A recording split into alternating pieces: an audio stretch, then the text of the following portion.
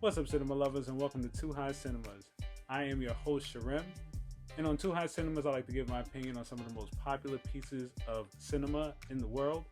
And today's movie is actually going to be Marvel Studios Thor. Let's get into it. We start in New Mexico, where we find some of our main Earthbound characters following a pattern of atmospheric occurrences. Being the mavericks they are in their field of science, drive in the direction of the occurrence. They accidentally hit a man with their car, only to find out later the man they hit was not a man at all, but a god. We transition to a history lesson of the arrival of the Frost Giants and their defeat by the forces of Asgard. Through this story, we are teleported to the realm of Asgard, where we meet a younger Odin, Thor, and Loki. Present day in this story brings us to a celebration in Thor's name, crowning him the king of Asgard, but is quickly interrupted by Frost Giants, making an attempt to steal an artifact from Odin's vault, an attempt that leads to their deaths. Frustrated with his father's relaxed demeanor on the attack, Thor decides to seclude himself. This is short-lived when Thor's brother Loki interrupts by agreeing with Thor about what needs to be done with the Frost Giants. With this validation, Thor persuades his friends Lady Sif and the Warriors 3 to travel to Jotunheim to make a final example of the Frost Giant. We are introduced to Heimdall, who sees all, knows their plans, but is told by Thor to tell no one of their plans. The group are transported to Jotunheim via the Bifrost and are immediately welcomed by the Frost Giants with a proposition to leave or battle. Thor decides battle after being called Princess by the king of the Frost Giants, Laufey. An epic battle ensues where we get to witness the power of Mjolnir, Loki's powers, and the realization of Loki's true lineage. When all seem lost, Odin swoops in and saves the group from making matters worse. Back at Asgard, Odin strips Thor of his power, places a worthy incantation on Mjolnir, and casts Thor to Earth, where we are brought back to the opening scene. Jane and associates bring Thor to a hospital for treatment, where he tries to break free but is shortly sedated. Not only was Thor cast out of Asgard, but so was Mjolnir, as we see an unworthy man try to lift it. Thor wakes up, leaves the hospital only to get hit again by Jane's van. The crowd forms around Mjolnir as people try to lift it by very creative means. We even get a cameo by Stan Lee, who tries dragging it with a pickup truck. The crowd also draws in some government attention, and we are introduced to Agent Coulson, Agent of S.H.I.E.L.D. We then get Chris Hemsworth with his shirt off. Yep, that's all I got from this scene. That's all anyone can focus on in this scene. So yep, Chris Hemsworth has his shirt off. Loki confronts Odin about his true lineage and is finally told his Frost Giant ancestry. The guilt is too much for Odin, and he collapses on the vault steps. On that note, don't forget to check out some of our merch options provided by KLB Supply at klbsupply.com. Follow KLB Supply and Too High Cinemas on all social media platforms. Like and subscribe for any updates. And let's get back into it. Jane and associates are met by Agent Coulson and S.H.I.E.L.D., confiscating all of their equipment and research on the atmospheric occurrences. Lady Sif and the Warriors 3 try meeting with Odin, only to find Loki in his stead. They request Loki reverse Thor's banishment, and Loki denies. Jane and Thor find where Mjolnir is being contained by S.H.I.E.L.D. and make an attempt to take it back. Thor fights through their defenses, not knowing watching from above was the man that doesn't miss, Hawkeye. Thor makes an attempt to lift Mjolnir, but is deemed unworthy. Loki visits Thor in an interrogation to give him the lie that Odin is dead, it is his fault, and peace with the Frost Giants is on the condition of his banishment. Thor is then released under Selvig's care, and the two build a bond over a few brews.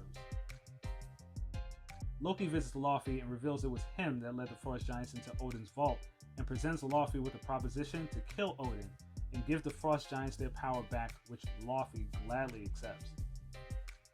Thor explains the 9 realms to Jane, and we see an attraction really build into both of them. Against Loki's commands, Lady Sif and the Warriors 3 travel to Midgard to bring Thor back from banishment. Loki sends the Destroyer to kill Thor and destroy anything and anyone that gets in his way. Loki confronts Heimdall for allowing use of the Bifrost and is immediately put on ice. Thor and the other Asgardians battle the Destroyer, but are not much of a fight for it.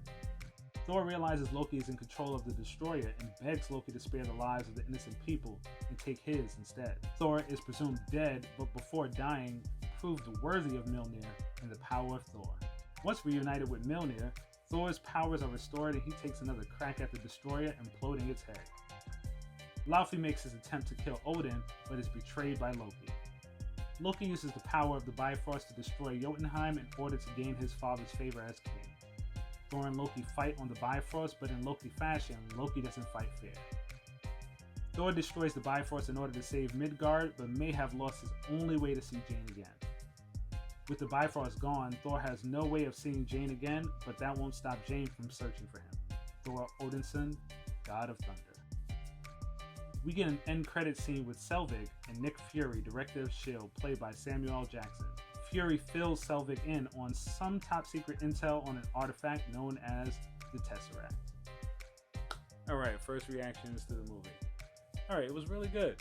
It wasn't the strongest of the Marvel Cinematic Universe movies, but definitely good. It gave us an introduction to Thor Odinson, it gave us an introduction to Asgard and all its people, and it also gave us the the idea around the whole Rainbow Bridge, Heimdall's dope character, the Frost Giants. I feel like a lot of those scenes were a little too dark. Maybe I understand like the way the planet's supposed to be and everything like that. It's supposed to be kind of dark, it's icy, everything like that. So I get it, but I don't know. I guess they could have lit it a little better, like to see more what was going on. I like the tone of it. A lot has changed since this Thor movie when it comes to the Thor character and the way the movies are even portrayed in general. But no, it was dope. Like it was good for what they set out for it to be. It was like a, I don't know, like a superhero space opera. Like that's kind of like the feel it gave me. Like superhero space opera, that's kind of like a dope idea. Like if you just say it like that, like yeah, it's a dope idea, right? So yeah, it was good. I ain't gonna lie, I like the newer version of Thor now more than this one, because I really couldn't so much relate to the character of Thor in this movie, because he's kind of like a spoiled little brat.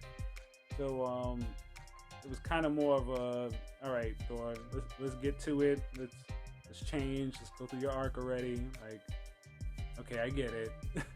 But yeah, it was pretty good. Like everything else about it outside of the character of Thor and who he was as a character in this movie, I liked everything else but the character of Thor in this movie. But that was my reaction, my review. And when it comes to the grading, comedy, I'm gonna give it more like a mid. For drama, I'm gonna give it more of a dank because it was good on the drama aspect. Action, more in the mids range because there was a lot of talking in the movie. Horror, Reggie, wasn't really much horror in the movie at all. Please like, subscribe, and leave the notifications bell on all if you want to get more videos and more content from me. Definitely hit me up on klbsupply.com